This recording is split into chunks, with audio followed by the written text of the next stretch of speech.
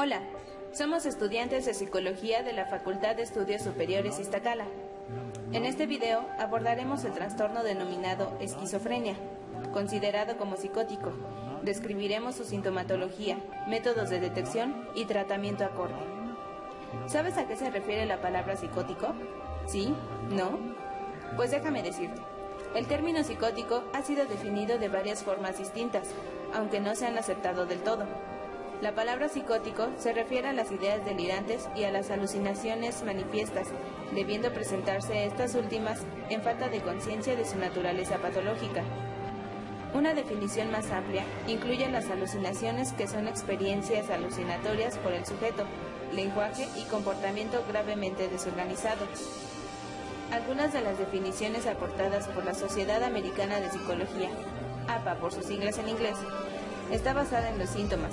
Por eso puede ser demasiado amplia y centrada en la gravedad del deterioro funcional, de forma que un trastorno mental se denomina psicótico si ocasiona un deterioro que afecta en gran medida a la capacidad para responder a las demandas cotidianas de la vida. Finalmente, el término se entiende como una pérdida de las fronteras del ego o un grave deterioro en la percepción de la realidad. Ahora ya sabemos qué es un trastorno psicótico. Es momento de conocer a la esquizofrenia. Seguramente escuchaste en la televisión, la radio o algunas pláticas que una persona está loca o que padece de esquizofrenia, mas no son lo mismo. La locura es un adjetivo popular que no está realmente relacionado con un trastorno mental. Por otro lado, la esquizofrenia es un trastorno mental complejo que dificulta establecer la diferencia entre lo real e irreal, pensar de manera clara, tener respuestas emocionales normales y actuar normalmente en situaciones sociales.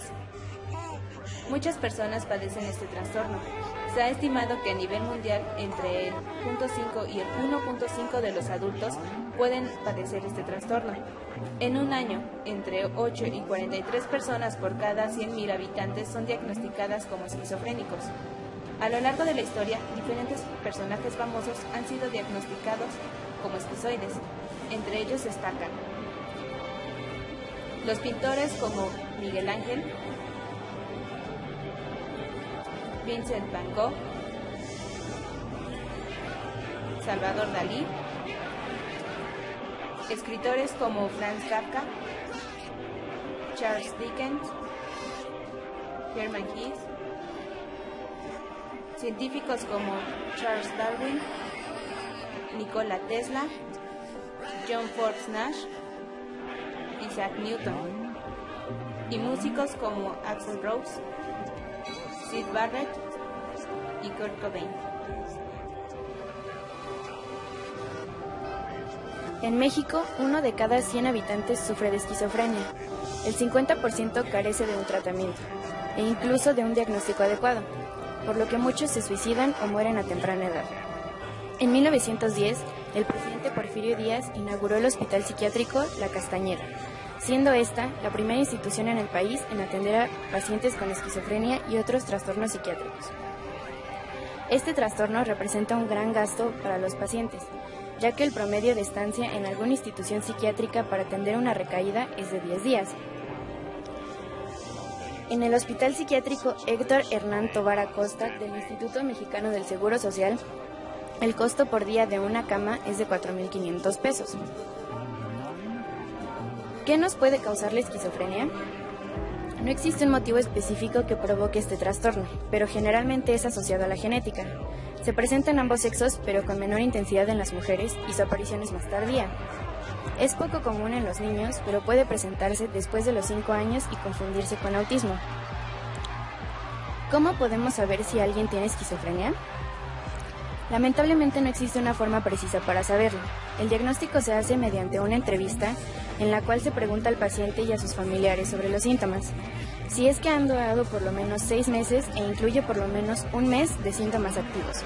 Si esto sucede, se puede decir que la persona tiene esquizofrenia. ¿Qué le pasa a una persona con esquizofrenia? Puede tener varios problemas en la percepción, las inferencias, al hablar y al comunicarse, su comportamiento, la afectividad, la fluidez y la productividad del pensamiento, la capacidad de habituarse, la voluntad, la motivación y la atención. Ningún síntoma por sí mismo es suficiente para decir que alguien es esquizofrénico. El diagnóstico implica el reconocimiento de un conjunto de signos y síntomas asociados a un deterioro de la afectividad laboral o social. Los síntomas se dividen en dos tipos: positivos y negativos.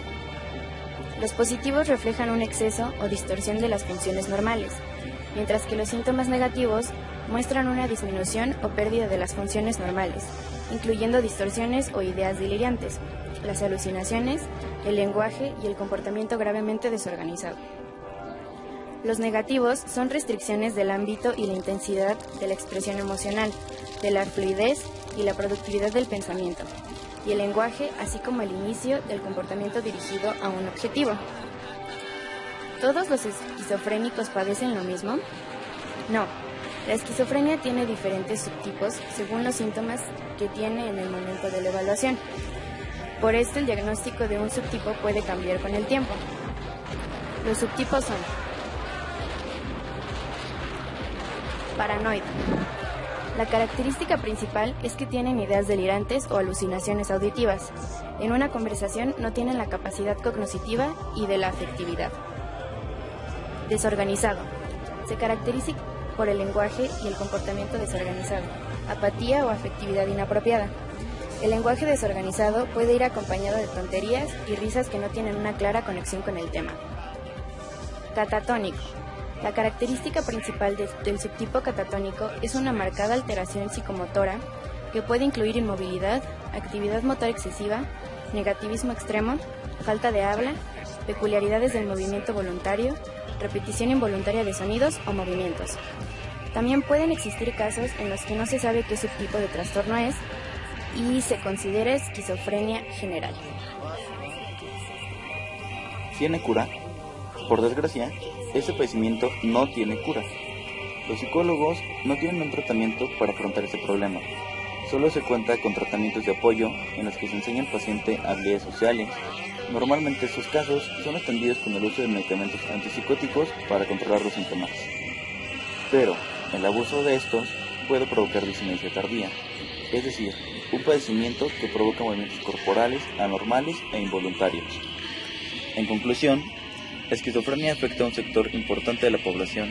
La mayoría de la gente desconoce que una persona puede padecer de este trastorno, e incluso no son capaces de identificar las dimensiones que este padecimiento puede tener a nivel social e individual. Por lo tanto, es importante estar atento a todos los focos de alerta para detectar a tiempo este padecimiento. A su vez, es de suma importancia ser asistido por profesionales en el tratamiento. Existen diversas instituciones públicas y privadas que pueden apoyar a los pacientes. Para mayor información, puedes acudir a las siguientes instituciones: el Instituto Nacional de Psiquiatría Ramón de la Fuente Muñiz, ubicada en Calzada México, Xochimilco, número 101, Colonia San Lázaro, Huipilco, Delegación Tlalpan. Teléfono 4160-5000. El Hospital Psiquiátrico Samuel Ramírez Moreno, ubicado en la autopista México-Puebla, kilómetro 5.5, Colonia Santa Catarina del Tláhuac. Teléfono 5860-1907. El Hospital Psiquiátrico Bernardino Álvarez, ubicado en Niños Héroes número 2, Colonia Tlalpan, con el teléfono 5573-1500. Y el Hospital Psiquiátrico Infantil Juan N. Navarro, ubicado en San Buenaventura número 186, Colonia Belisario Domínguez, Delegación Tlalpan, al teléfono 5573-4844.